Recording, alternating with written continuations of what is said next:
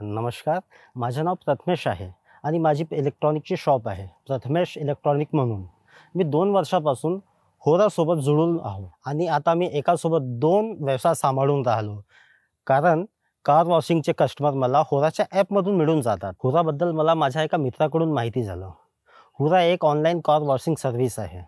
जर तुम्हाला आपली कार वॉश करायची आहे, तर ते तुम्हाला घरी बसल्या तुमची कार वॉश करून देतात. इलेक्ट्रॉनिक्ससोबत मला दुसरा आणखीन बिझनेस सुरू करायचाच होता.